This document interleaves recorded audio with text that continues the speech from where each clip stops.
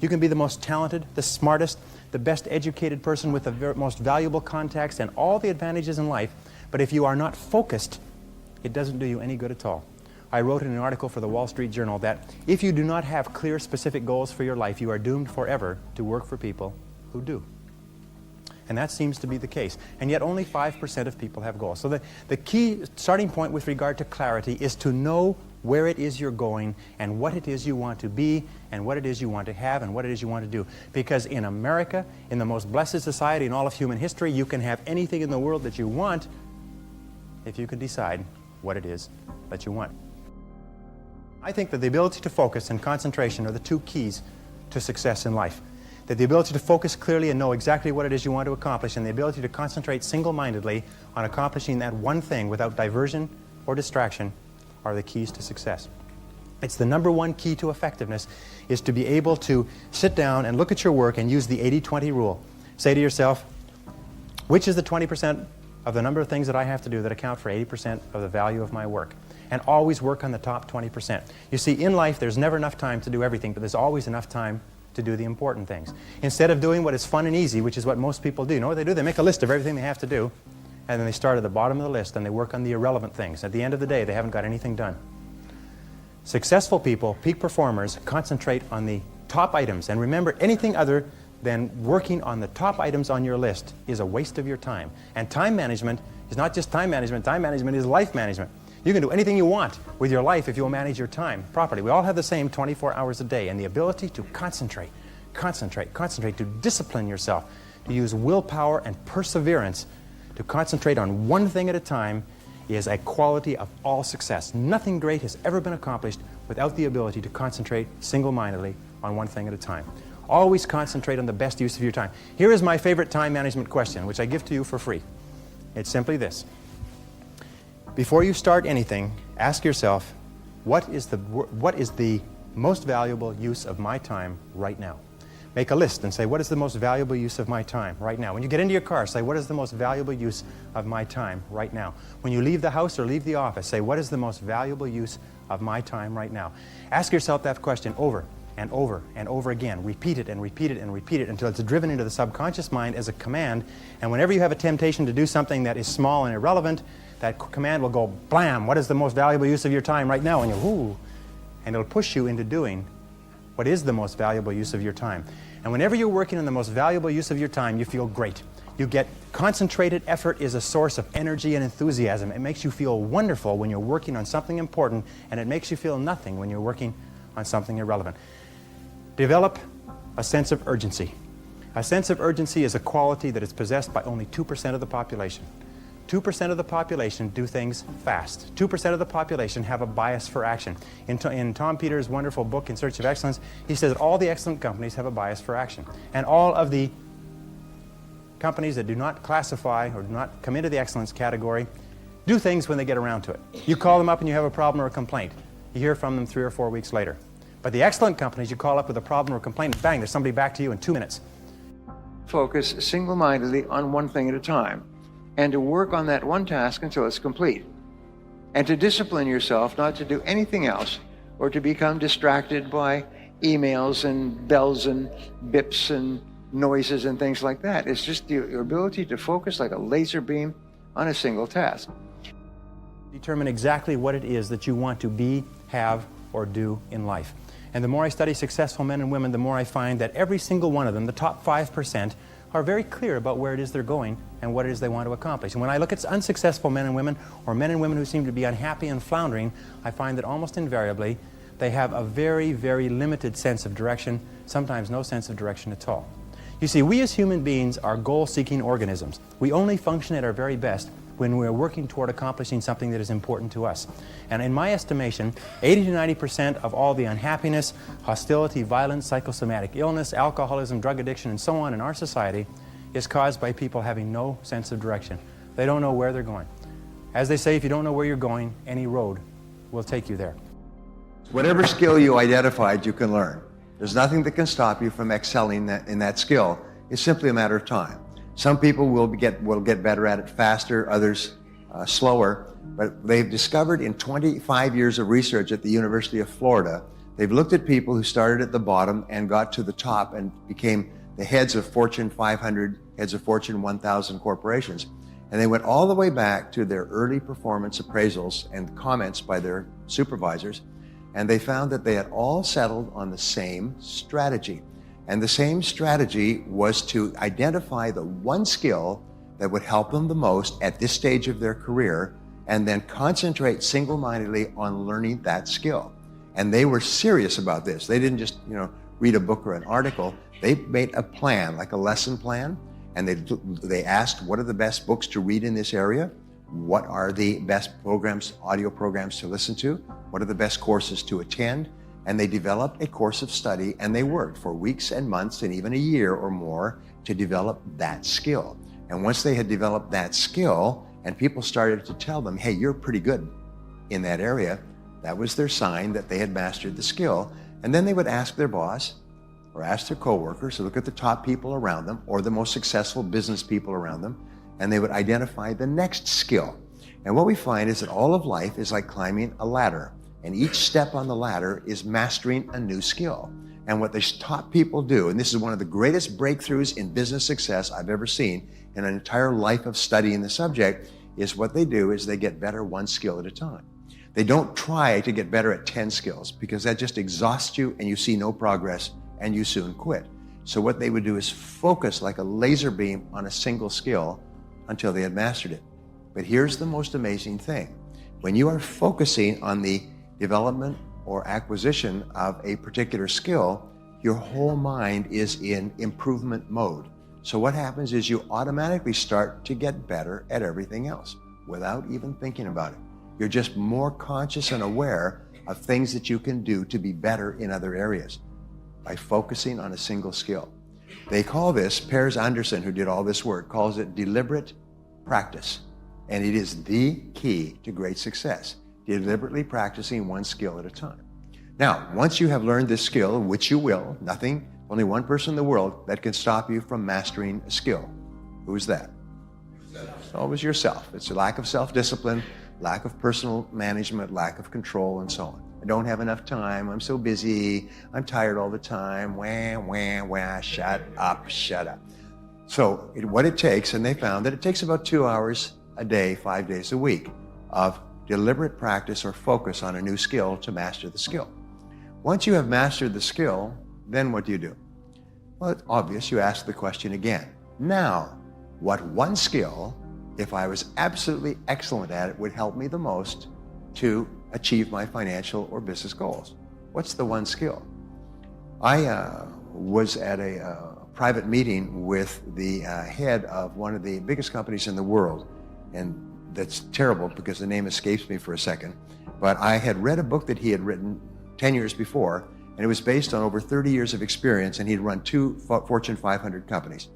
He said what they discovered was that your weakest important skill sets the height of your income. Your weakest important skill. In every field, there's 5 to 7 vital skills. Your weakest skill in this little group of skills sets the height of your income and your success. And so often it's one skill that's holding us back more than anything else. And when I say that, everybody knows what I'm talking about. It's the one skill. Usually in business, it's marketing or sales or a combination thereof. Sometimes it's business development, customer relationships, and so on. But we know what it is. The only question is, are we going to sit there passively, or are we going to say, damn, I'm going to learn that skill. I'm going to become very, very good at that skill, whatever it happens to be. And the wonderful thing is that once you learn a skill, another thing happens, is a nickel drops in your brain, and you realize, I can learn new skills. Damn, I can learn any skill.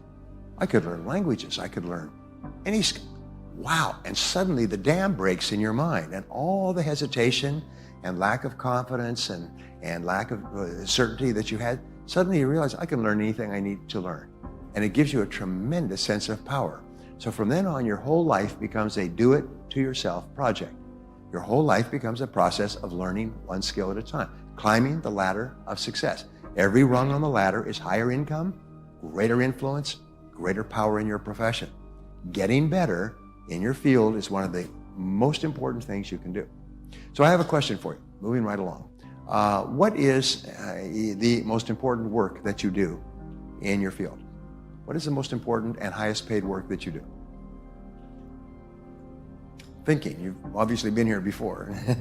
And the answer is right. The answer is thinking. When I first heard this question, I wasn't clear about what the answer was. But the most important work you do is thinking well about yourself and your work. In fact, every mistake that you've ever made has been a result of poor thinking or not thinking at all. You all know what I'm talking about. Every success you've ever had has usually been the result of really good thinking prior to taking action. Now, the reason why thinking is so important is that the quality of your thinking determines the quality of your decisions. And it's an interesting observation is that you are where you are and what you are today as a result of the total of all your choices and decisions up to this moment. In every part of your life, from the time you became an adult or before, you've made choices and decisions. The cumulative result is where you are today. Your income, your health, your happiness, your business, everything else. But my great rule, which is quoted all the time, is that it doesn't matter where you're coming from. All that really matters is where you're going. And where you're going is only limited by your imagination. So what you do is you say, forget the past. In the past, I could have done things differently, but I can't change the past, but I can change the future completely by what I do now. So the quality of your thinking determines the quality of your choices and decisions.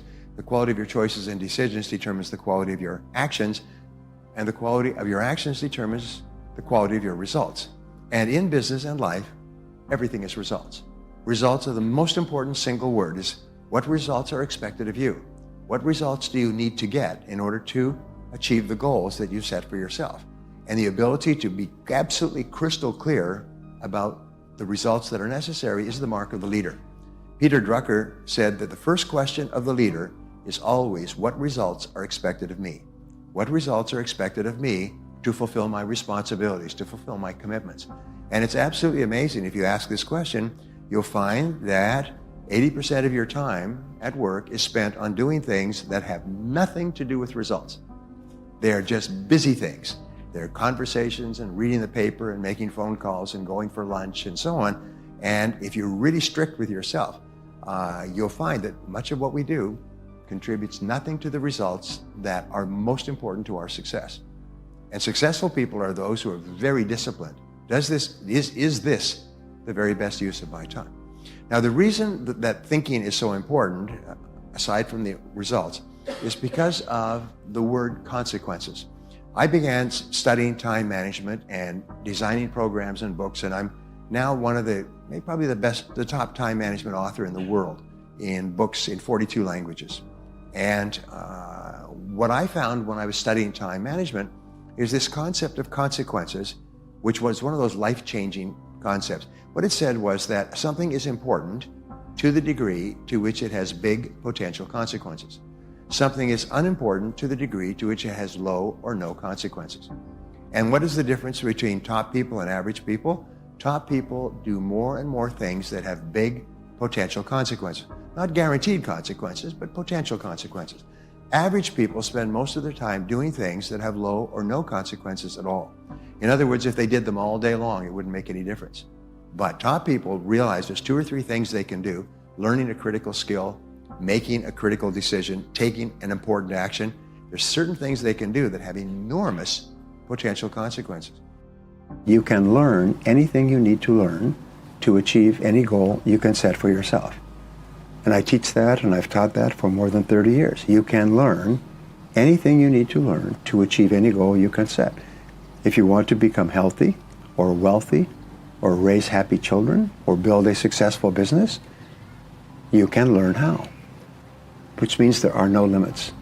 And that was the big turning point in my life. The most important thing is to think about what the other person needs, what the other person wants and needs. It's interesting, when you study the mindset of successful business people, they are focused on the customer and how can they help the customer improve their life with their product or service. They believe in the goodness of their product or service, whether they're selling vitamins or cell phones or home furnishings. They believe that these are good products and that if you have them, your life will be better. and they used the products themselves, and they would sell them to their mother or their father. And so they're always thinking, how can I help you to improve your life in some way? Now, because everyone is skeptical, and because the average person in France or the US receives 3,000 to 5,000 commercial messages, advertisements of some kind each day, everywhere. People are skeptical, so you have to break through that skepticism. And the way you do that is you think, what is it that my potential customer really needs and wants to improve their life? What are the problems that they have that my product can solve? What are the needs that they have that my product can satisfy? What are the goals that they have that my product can help them to achieve? And then you say to them, if you have this problem or need, my product or service is something you should look at, and let me explain to you why it can help you. Most people, the bottom 80%, are lazy, and it's something that it's not polite to talk about. But most people are lazy, and they're looking for an easy way. They're looking for a shortcut to be successful, and there aren't any. But if you do something repeatedly over and over, you develop a habit. So most people are in the habit of looking for easy ways to get the things they want. And they're surrounded by people who think the same way. You know, as much as 95% of your thinking is determined by the people that you associate with on a regular basis. If you associate with people who don't work hard, don't learn, socialize after work, then you become like them. You think like them, you talk like them, you dress like them, you marry them, and so you're married to someone who also has no ambition. And you raise children, and your children have no ambition. Just go to work and complain about your work. But top people associate with other top people. There is what you've heard about the law of attraction. And the law of attraction says that if you change the way you think, you start to attract new people into your life. If you become aggressive about personal development and personal growth, you start to meet other people who think the same way. And the old groups of people that you associated with fall away, and the new group of people appears. So people say, well, where do I find positive people who are thinking about success all the time? First you become one, and then you will naturally attract it.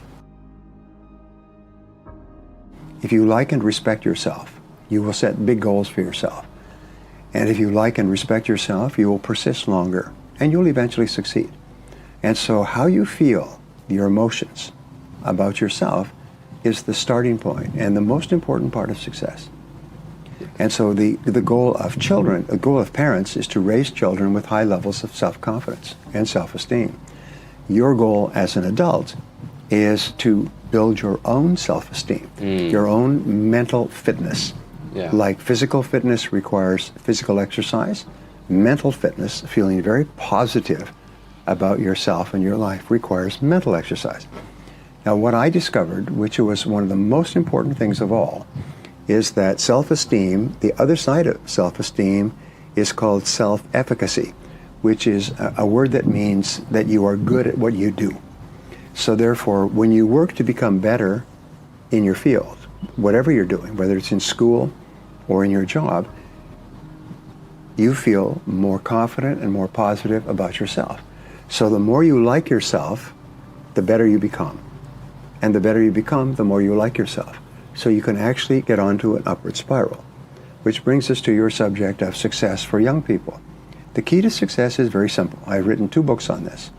Is you must become very good at doing something that is important and valuable to an employer. You must become very good at it. There are no successful people who are average. And it takes a long time to become very good at something. Even if it's to be a gardener, or an interviewer, or a speaker. It takes a long time to become good at it, but you must be determined from the beginning to work extra hours to become very good at the work that you do. If you do that, every door of opportunity will open for you. Your self-confidence will go up. People will admire you and respect you. Your employers will open doors for you. It's the most amazing thing. And yet only 10% of the population knows this. 80% of the population works for a while, according to research. They work to become okay at their work, and then they level off. And years go by and they never improve. They do their job just enough not to lose their job. Unless, of course, there's a downturn in the economy. And they are the first ones that are let go from their company. So the top 10%, however, are constantly improving. Lifelong improvement, learning new things and becoming better. If you do that, you own the future. And if you don't do that, you're always a victim of rapid change.